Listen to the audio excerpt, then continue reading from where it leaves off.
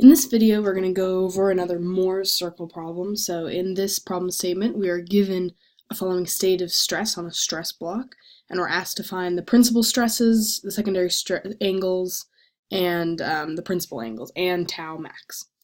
So another way you might be given this problem is in matrix form. So I'm going to go over how this stress block could also be written in the matrix form. So recall that the matrix form looks a little bit like this. So if we're just looking at the 2D, we have sigma xx, which is our normal stress. We had tau xy, and then on the opposite side we also have tau yx, which will be equal to each other. And then on the bottom we have our sigma yy, which is another normal stress.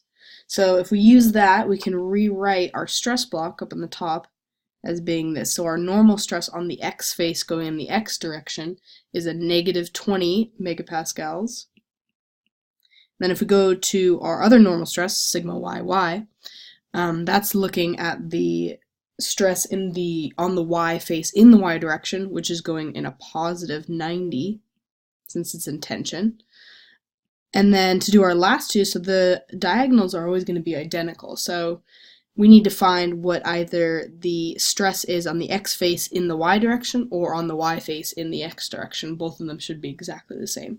So if we look at this tau in xy, so if we look at tau on the x face, which is perpendicular to the x-axis, and then in the y direction we see that that arrow is going in the upwards direction, which in this case means positive. So that's going to be 60, and then since on the diagonal here it's going to be identical, this one down here is also going to be 60. So this is in terms of megapascal. So this is how this problem might also be given if you're not given a stress block. It might just be given as this matrix form instead. Now we can move on to finding our coordinates so we can plot our Moore's circle.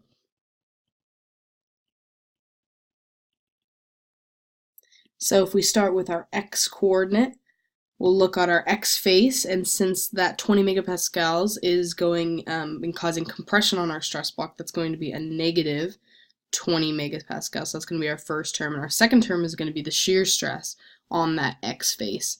And so the two arrows on both of the x faces are causing a counterclockwise rotation, and the positive convention for our Moore's circle is that counterclockwise is going to be negative. So this is going to be a negative 60.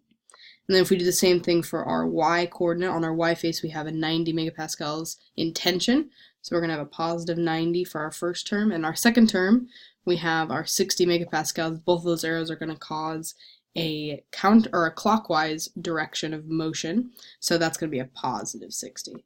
So now that we have those coordinates, we can go ahead and plot them on our Moore's circle. Here is our Moore's circle when you plot those 2 points and draw a circle around between the two of them. The first thing we got to do in setting up and finding our principal stresses and our tau max is we got to figure out where exactly the center is and what the radius of our circle is. So recall that the center, finding the center, is just the average of your principal stresses in x and y.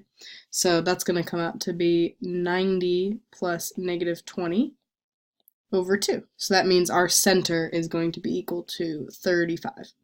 Now to find our radius, we need to use Pythagorean's theorem. So if we just draw a little triangle right here, we'll say that this length is r, and then so this height right here, we went down a negative 60, so it's a height of 60.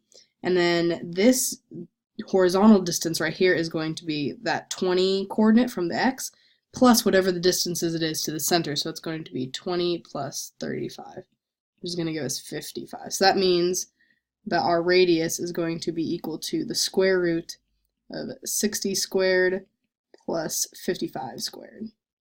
So that's going to give us an r that's equal to 81.4. And so now that we have these, now we can go ahead and solve for what our principal stresses are going to be. So for sigma 1, as you can see on the circle, if you take the center plus the radius, you should get what sigma 1's value is. So if you add those two together, you should get a value of 116.4, and this is in megapascals. And then if we want to find sigma 2, we just take the center coordinate minus the radius. So if we do that, we should get a value of negative 46.4. And then to find tau max, our maximum shear stress, that is just going to be the value of the radius. So our tau max just comes out to be 81.4. And remember that all of these are in terms of megapascals. There is one more coordinate that we want to find that will help us find our principal stress, or principal angles, and that's going to be this value right here, this theta. And so which is also going to be this theta right here. They're both this exact same angle. So we can also use our triangle that we defined before, so we can say that theta is going to be equal to the tangent of 60 over 55, which comes out to be 47.5 degrees. So that'll become useful when we go to our next step. So now we can move on to finding our principal angle and our secondary angle. So if we start with our principal angle, we're interested in rotating this point right here down to our first principal stress, was to sigma 1. So we're interested in finding this angle right here. You have to remember that in real life, on the Mohr circle is 2 times the angle of real life. So this angle is actually going to be 2 theta p when we solve for it.